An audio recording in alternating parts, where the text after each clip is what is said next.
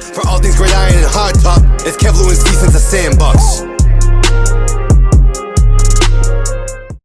Your boy is back. That's right.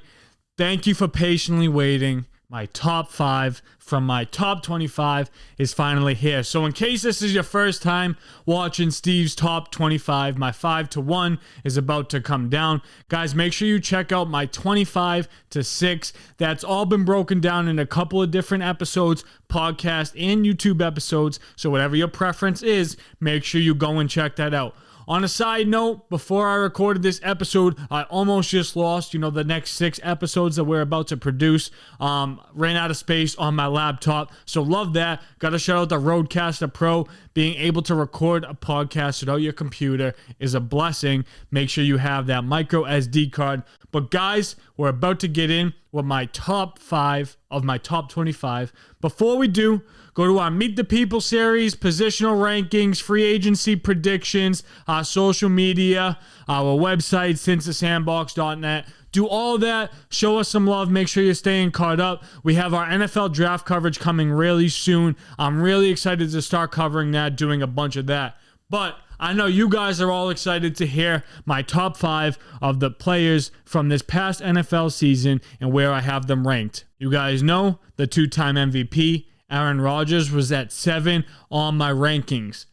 At 6 was Aaron Donald. I just wanted to give you guys a little bit of a recap before I jumped in to my top 5. I feel like you got to see where we're picking it up. But at 5, I do have the GOAT himself. I have Tom Brady here at 5, guys. 5,300 yards at 44 years old. That is an absolutely impressive accomplishment. And, it definitely wasn't on Tom Brady that the Tampa Bay Buccaneers did not make the Super Bowl, right? That's a team that is going to continue to struggle without Tom Brady going forward in the future. It's going to be interesting to see what they do with Chris Godwin, Mike Evans, a bunch of their star guys, while they're in the scenario of not having, a star quarterback.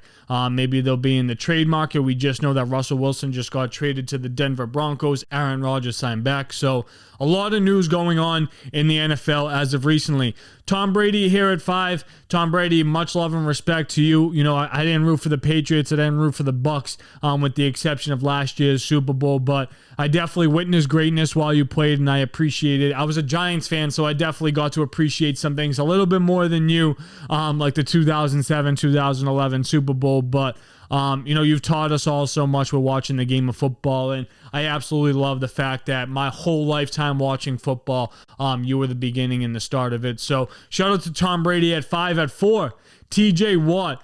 Arguably, the best defender in the NFL. You can debate Aaron Donald. You can debate TJ Watt. At the end of the day, does it really matter which guy it is because they're 2 of the NFL's best. But, TJ Watt, pushing the NFL sack record, that's an absolute personal accomplishment. The reason why I say that is because Michael Strahan with 22.5 sacks, I definitely think, he's the guy. He's who I think about. The first guy when I think of a pass rusher is Michael Strahan and the record that he holds. But, this record will probably be broken by TJ Watt and be broken by a lot of pass rushers going forward, especially the way that the athletic builds of these guys have. The speed and the size is absolutely crazy. Shout out to Jordan Davis on the NFL Combine, being 6'6" and what was 6'7". Didn't he run a 4.7 40? Absolutely incredible. I'd probably run a 5.7 and I'm 6'3". Guys, TJ Watt at 4, Tom Brady at 5. Deebo Samuel at 3, guys. One of the most diverse and unique playmakers the NFL had this year. Have to give Deebo some credit, guys. There's not too many players in the NFL that do what he does, right? Him, Cordell Patterson. Maybe you could toss Alvin Kamara and Austin Eckler in that conversation because of the way they can catch and run the football, but not too many like Deebo. He's one of the only guys that can line up in the slot, on the outside, in the backfields, and that he's going to be the best player on the field. Deebo Samuel's only going to continue to get better. Going to be interesting to see what the 49ers do with that quarterback position. Is it going to be Trey Lance? Is Jimmy G going to come back for another year? Will Brandon Ayuk take the steps to develop? And we know Elijah Mitchell was a great piece to that offense as well. Kyle Shanahan, without Mike McDaniels running your offense, it's on you. And, that's usually a good thing when it's in Kyle Shanahan's hands. At 2,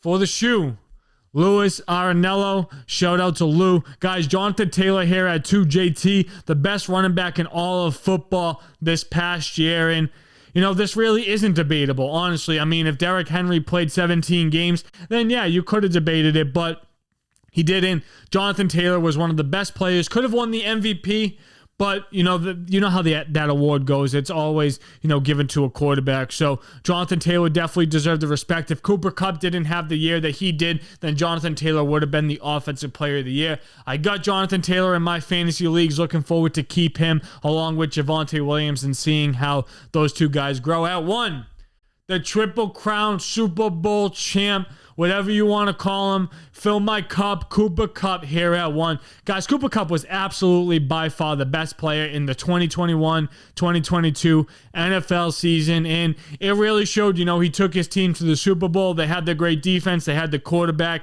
they had Odell, they had the coaching staff, they had it all. Guys, Cooper Kupp is an absolute beast. He's been arguably, the best wide receiver, along with, Devontae Adams, Justin Jefferson, Jamar Chase, just to name a few. But, Cooper Kupp's always working on his game, and what I respect most is how humble he is. And look at his size, guys. He doesn't have the mold or the model of, a big wide receiver that can go up and get it, or, the guy that can take the speed off the top. He's the guy that wants to work in the middle, that wants to take the hit and can make you miss by making a move, that Julian Edelman-esque player. But Cooper Kupp, definitely has a lot more finesse and was a better receiver than Julian Edelman really was. And, Cooper Kupp's in a category on his own, so I got to show him some love, got to show him respect. Guys, it was cool breaking down my top 25. I hope you guys all enjoyed, and thank you for staying tuned for the process. I know it took a couple of weeks, but I really appreciate it. I hope you guys think that I'm keeping the offseason interesting for you. There's a lot going on. Make sure you guys are staying tuned to the rest of our content, our Meet the People series, free agency predictions, NFL draft coverage, my positional top 10 rankings. Guys, I'm giving it all to you guys so that we can help get prepared for the next NFL season. What you guys can do in return for me is leave us a 5-star review. Go to Apple, Spotify, or Sandbox.net and tell us why we give the best rundowns, because we do. 5 stars, guys. Peace out. Love always. For all things great iron and hard top, it's Kevlar and Stephens, a Sandbox.